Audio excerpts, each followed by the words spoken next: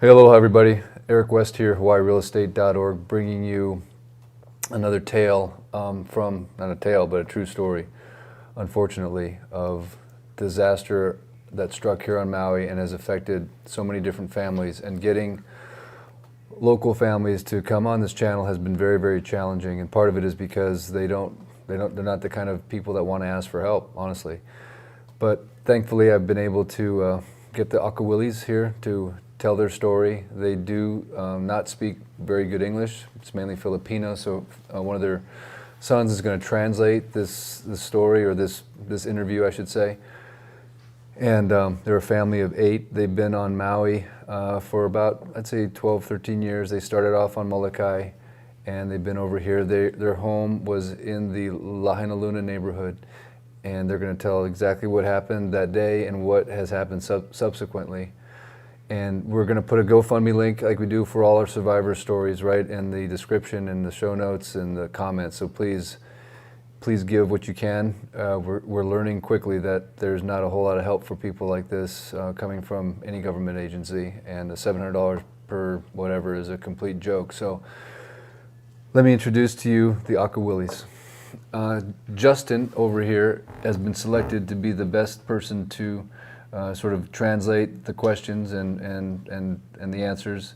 We've got baby John, who's Big John now, and I've known this family, by the way, since we moved here. So I am, we go back a long ways. Mary Vic is the mom, Jerry is the father, and then we have Clinton is what I always called him. So anyway, there's 3 other children that are not here right now, obviously, but they are a family of 8. And so I'm just going to start out with you, Justin. The first question is ask your folks, how long they've been on Maui, what do they do, and just any information, background information about them. How many years kayo ito Hawaii? Tapos like if the background nyo, bang Filipino tapos chances ko naman. Pang Filipino, tapos chances ko naman. I'm still Filipino I say. Filipino. 3 years ko jay Mulukayan, but ito almost 15 years. Yeah. Sige ma. 9 years, almost 9 years here. I work housekeeping. And Jerry, what do you do? Ano bro? I'm work Marriott. You're at the Marriott? Yeah. Okay. What's your just what's your current job situation after the fire? What's your current employment status? Yung current job yo, like when nagtatrabaho kayo day. I'm working before the. Right now. Sorry about that. Can you speak up? Wait, right now? Yeah. Does she have a job right now? Ada trabaho here right now? No more. No more. Okay. Yeah, no more today.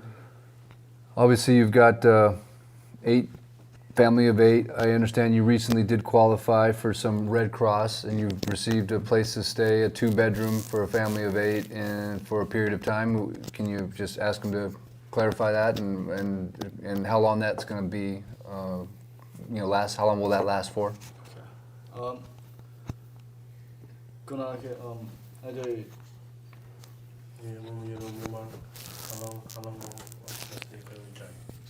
You can just pass it around. I apply Red Cross, but that's I approve for temporary stay in hotel. And for how long? I'm not sure, or 1 month or more. Okay. Kitam di camera tapos kitam Eric. Okay. And then ask them to tell a little bit of a story. What happened the day of the fire? I believe they were both at work. Is that right? Yes. Yeah. So when nadi fire anak kayo? I go work. What time? I'm work 8 o'clock. So, Done is 4 o'clock. what time ka nagpanaw? I'm 7 o'clock. Tapos what time ka nalpas? 4. 4. Sige nga pang nagtrabaho kaya? Yeah. And Jerry, you were at work too? I work Marriott. I'm start 8 o'clock, gonna pow 4 o'clock. But I come back tomorrow. Yeah, another day. Because the same day. The same day. So the day of the fire, you were at work when it broke out, and your kids were at home. Yeah. He said Okay. the power went out at 4 a.m. The power was out at 4 a.m. and they left for work at 7 a.m. Hindi eksubli kami, traffic yan. Ayat yung nangyari yan. So when they got back, it was traffic already, and so they couldn't head back. Yeah, and so I stayed parking, sleep and parking Hyatt 2 days. 2 days. Yeah, She parked at the Hyatt, and that's where they camped out for the night. Wow. So you couldn't get back to the house. yeah. You could not get back to your house the day of the fire. Yeah. Wow. So you were separated. You were separated from your kids because you couldn't get in. Yeah. So you found out the fire was happening while you were at work, and then you were unable to go to the house. Yeah. Wow. So Kanang kaya nagsubli ka dyan ba itas? Aja nako das wa kana. Sinada na police. I go back the house is the police no need back there because you have fire already. okay. Ano na kana? Mama kana? Subli kami di balayo. May nakailangan ko. May nakailangan di police no need. So after my Too close. sorry. That's okay. After my mom and dad was done at work, they was trying to come back to the house, come pick us up and stuff like that. But I guess the cops said that no need. Yeah, That's what, that's what my mom said. And yeah, In-stop na yung police. and yeah, my dad just said they stopped my dad to go up there. Okay. They told him. And who was all at the house at this time? Were you up there, Justin? Me, Clinton, and Jerry and Jeremiah. So 4 of the kids were at the Yeah. home. Yeah, Sally and Sally. Yeah. Okay. Yeah, So four. four kids. Yes. And John was not there. You're in Lahaina town? Were you Yeah. in Lahaina? He was at the Civic. I was at the Civic Center with my friend. You were at the Civic Center with your friend. What were you doing there? Me and my friend was cruising at Aloha Mart gas station, and we helped him with his parents because the light post was about, the electric post. The electric post was about to fall, and that's why we left earlier than everybody. Like it was just us on the road, and everybody was just still at home. Okay. So Justin, you were at home. Was there any notification to evacuate? Were there cops? Were they going up and down evacuating? How did you know that you had to leave? So me and my brother Clinton, we go check up where the first fire was, where it first started, and then we was like, yeah, it was done already. And then when we came down, like 10 minutes after, like that's when it started. And then after that, we just was like talking story and like, just like, oh, should we leave and just, Was there anyone being evacuated? Was there cops or loudspeakers or anything? No cops. Like no one told us to leave. Like Firemen? Did you see any firemen? nothing. Did you see any firemen with hoses and spraying houses down or anything? Did you see anyone fighting a fire anywhere? No, Ever? I never seen none of that. Okay. Was the water working in your house? Do you happen to remember? We're not sure. Yeah, I'm not sure. Don't know. Yeah, Okay, yeah. okay. So, and I remember you told me a story about when you were leaving, and I know you have a video of it. Yeah. We're actually going to post it on this channel because I think what you did was pretty amazingly heroic, Justin. Appreciate that. Is when you were, well, you tell the story, bro, but it's really crazy. It's really amazing too. So my brother just like playing around and like saying like, oh, look at the 2 old folks, and my brother was like, and I was like, bro, should we go help them? And then my brother was like, nah, no need. But just knowing me, like I went back, like I went, cause I had traffic going down the hill, so I go hit the other lane, and then from there, that's when I got out and then picked up, like, asked Auntie if she needed help, and then Auntie was like, please boy, come on. He was like saying please boy in like Filipino. Uh-huh. And then he's like, yeah, just grab Tata, and then I took on I have a speaker in my truck, so I took my racks out and then threw in the back fast. And then me and my brother came around.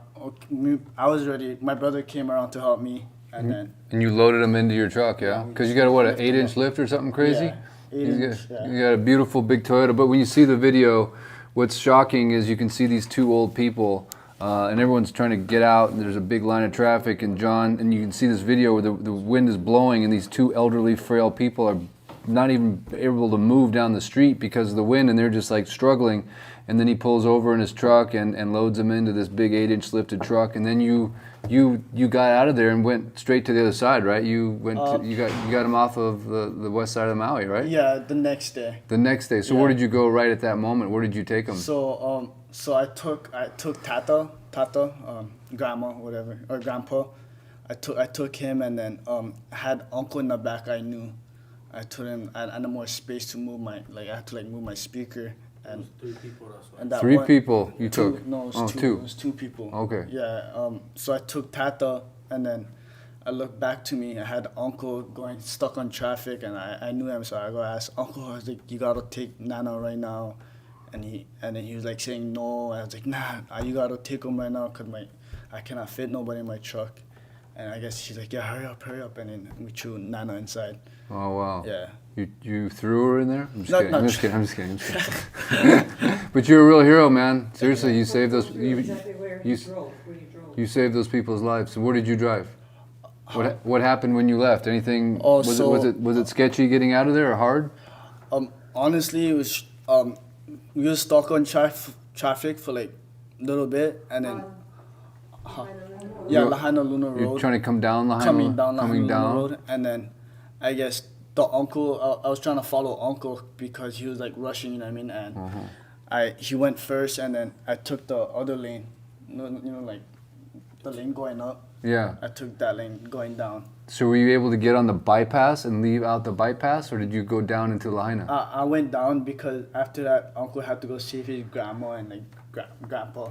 So he wanted you to go check on some people. Yeah. For real? We Wow. both went down to go check on. Did you go his check family. on Yeah, we went back down and then picked up all of them, and then after that, So you picked up more people. yeah, his family, uncle's family. Wow. Yeah. And then where'd you go? And after that, I lost my brother. My brother was driving my old school truck, and he took off, and then I went to check down, and then so I lost my brother and never had. It was SOS, like never had service. You couldn't, no cell phone service no and cell no phone. power. Yeah. And then at the time, you got out of there. Yes. At this time, did you know that your house had burned to the ground? Did you know this? Were you- Honestly, we just left cause the smoke, and like the smoke was too thick already. Like Hardly breathe. it was like we had a hard time breathing, and like it was going in the house, and like still like from there like we go outside still we had a hard time breathing. So when did you learn that your house burned down? So we just left cause of smoke, but like we thought it was gonna be that bad, and then from there like we knew when the fire was still going, like when we was waiting downtown. That's when we knew, like, guarantee and burn down. Yeah. So it was still going. Were you in Lahaina town after this? Where did you go right directly after picking up these folks? Did you leave the area or did you stick around? No, I sticked around. I stayed by Boys and Girls Club by the pool. By the pool, yeah. I stayed over there. I watched it for a little bit, and then after that, the cops came, and then like they told us like leave. Like he wasn't telling us leave. He just like, everybody gotta go. Everybody gotta go, and then you just pushing the traffic more towards Wailuku. Okay, and then you left at that time, or where did you go then? So I went towards a little bit to like Puamana, and then I turned down to that neighborhood to go check on my friends, and then The neighborhood on the Mauka side, the mountain side of the highway, or inside on Front Street? It's on Front Street Road. It's Okay. I'm on a gate. Got you. That He's neighborhood. checking on his friend. Oh, okay. And so at this time, the fire was not in Lahaina town yet.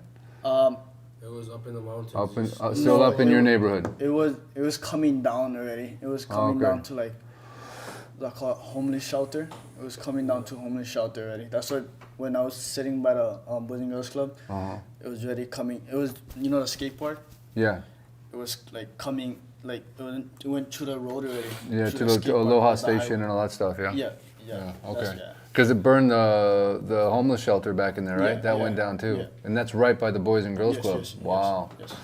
So you were kind of right behind the fire as it was Yeah. chasing you down, Yeah, essentially. yeah. And then that night you went to other side and stayed in Wailuku, or next day?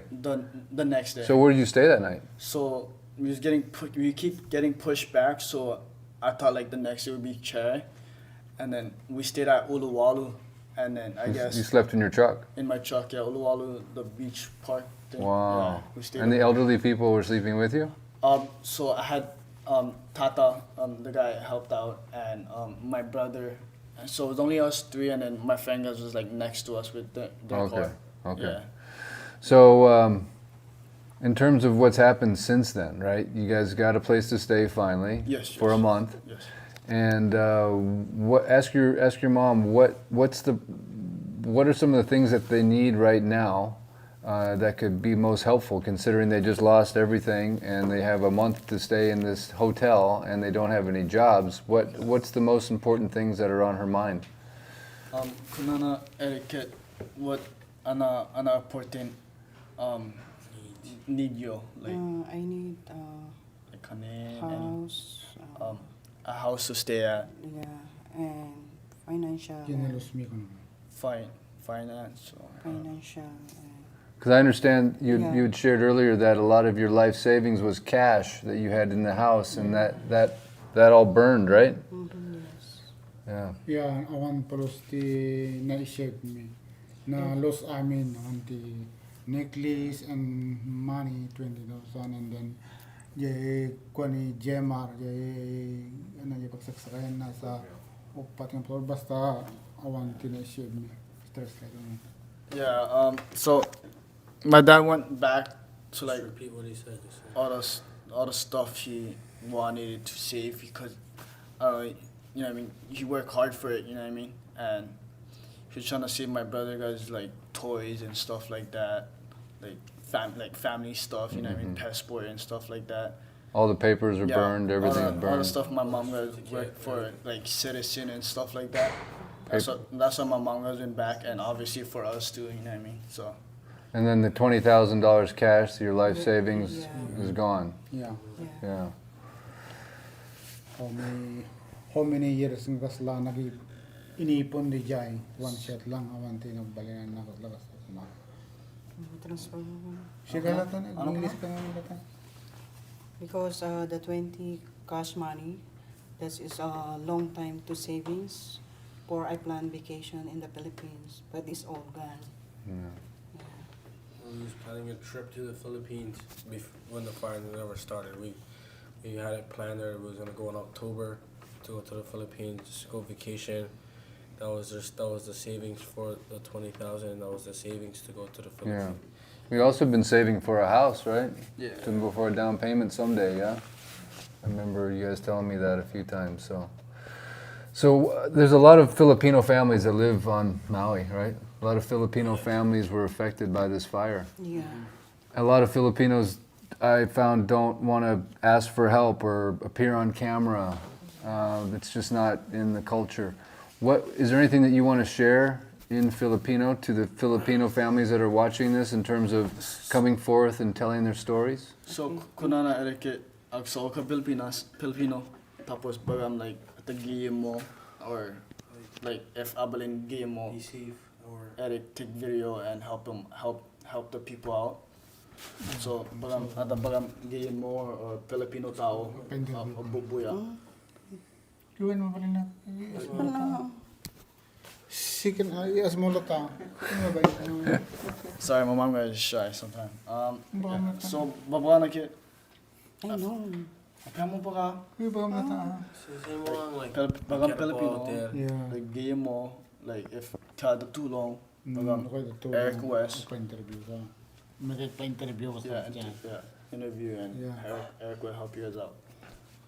Kaya na ba ka? Like Is there anything that she wants to say to the Filipino families out there or the other local families that are going through Yeah. this?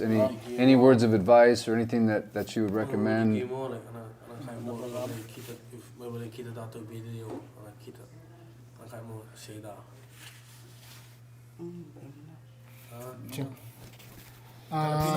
Yeah, Filipino.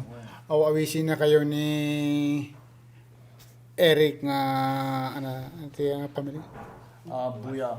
Buya or Umay kayo agpa-interview tatulungan na kayo kano. one. Kaya da kami itimay sang na interview marbaring no matulungan na tayo apo. Da kayo padang Pilipino apo. Da kami itimay sang na interview. You want to translate that for us, Justin? So my dad said All Filipino. like all like the Filipino like Family. if Eric can interview you guys for help out or you to help them out, and my dad was just saying like be a good help for you know what I mean, for us or any Filipinos. That's what he was saying. Yeah. And part of it too is I think that the world would like to hear from the people that suffered in this fire exactly what their story is, what they experienced. For example, that these folks were hard at work and were unable to even return to their homes, which I guess is understandable in the case of an emergency and a fire. But just imagine the heart-wrenching knowledge of knowing you're at work and you can't go to your house to see and save your children, and not knowing, and that's just part of the many aspects of this that I think are just so unbearable to think of what that would be like, and just the trauma that these folks have experienced, and honestly how they're being let down by the government and FEMA and Red Cross, and how they really are essentially in a position of hopelessness. If you can try to imagine everything you own is gone, and your last little bit of savings is gone, and you are living on borrowed time in some hotel, and you don't have a job. So just try to fathom what it's like. And what we're trying to do is just shine a light on this and fill the gap between the millions of dollars that we know are coming to Maui in the form of help, and the fact that it's probably never going to make its way to a family like this unless you choose to change that. And that goes for directly donating to this family, but also spreading the word that the Red Cross and FEMA and these other big organizations, they're not coming to help. They are not coming to help. They will leave the victims of this fire continually victimized forever. And the only way that can change is if you choose to change it and make a difference directly by giving to their GoFundMe, making a difference directly by not giving money to these big organizations, making a difference by sharing this video with everybody that you know, and just helping us get the word out, because it's up to you, America, if you're going to allow this victimization to continue, or if you're going to step up and change it directly, taking responsibility as a people, and then also holding those people responsible that are doing this, and also those organizations that are ripping off the victims as we speak. I cannot tell you how many different people have reached out to me from other fires that occurred, and they tell me America just forgets. The Red Cross and these organizations are essentially just there for photo ops and collecting the money. They leave and leave these people holding the bag. They are the disenfranchised. They're the people that live in the gaps. They're the people that don't have paperwork. They're people that have immigrated here to work here. They are the forgotten, and they will be forgotten unless you choose right now to not forget them. So I'm asking you to make a decision right now to help any way you can. And we know you will, and we thank you ahead of time for doing that. And I know that this message will spread, and we'll have more people like the Akawilis on this channel that will tell their story so the truth will get out. Most importantly, the support that they very much need. So I just want to thank you guys so much for stepping forth and sharing your story with us. I know it takes a lot to put yourself in this position, to be vulnerable, to show the world what's happening in your suffering, because you are an independent, hardworking people that doesn't, count on people to. I mean, I've tried to help you guys so many times over the years, and it's not easy, because you're self-sufficient, and you take care of business, and you work three jobs, so it's like, Tell them how hard they work. you guys have no clue probably how hard the people in Maui work. All their kids get jobs while they're in high school. Most of them don't make it out of high school because they're working and they're contributing to the family, and they're not making $100,000 plus an hour, $100,000 salary jobs. They're making minimum wage and change. So they make it work. They've done it. They work hard, and now what little they have and what little opportunity that they were clinging on to has just been evaporated in a very questionable fire, quite frankly. Amen. And so either you step up or you just step up. That's what you do right now. There's no other option. So that's what I'm asking you to do, and I pray that you will do it for this family and for the many others that are here on Maui. So I thank you guys. Any last words? Ask them if there's any last words they have for America, for the world to hear. Any last words? Wait, sorry, what? Any last words? Anything else you want to say? You can ask them if there's anything else they want to say. Shout out to Eric West and the West family. John, anything you want to say, bro? guys, thank you for donating to Maui, and it's helping a lot. It's helping the community, and thank you for everything, all the clothes, all the food you guys have been donating over here, and thank you. Clinton, come on, you can say something, big boy. Let's go. Stay safe out there. And are you missing a computer for video games? Huh? Clinton, what's the latest game you were playing? Si Kuya Ma. Anak kayo ba? Fortnite still? You're the king of Fortnite, bro. Any last words? Thank you for help, everybody, and thank you so much for help. Yeah, thank you for help for Eric and Lisa, but me for the interview. Thank you so much. Yeah. You're welcome. Umay kayo padak nga Filipino ta umay kayo pa-interview kini Eric. Yeah, thank you so much. Translator mo, Justin. Yeah, translated, Justin. Hang on, where you at? I gotta find you in my phone. My dad said, Oh, Johnny. to all the Filipino families out there watching the video, come check out Eric West to get interviewed. Just show him your guys, tell him your guys' story. He wants to to tell people out there just how the struggle is in Maui right now. That's great. All right. Much aloha, guys. Thank you so much for watching. We really appreciate it. We thank you for caring about Maui, and we appreciate your continued support. You can always go to our website, mauilfg.org. You can, of course, submit yourself as a resource. We have a resources button. If you have something to offer besides money for the Akawillis, you get another resource. You can register yourself there. And tell them how special and precious this family is. Very, very, very special. Very, very precious. It doesn't get any better. And also, if you have a need, you can go to mauilfg.org and register yourself as someone that needs help. Please do so. Until next time, we will be back with more stories like this. Thank you so much.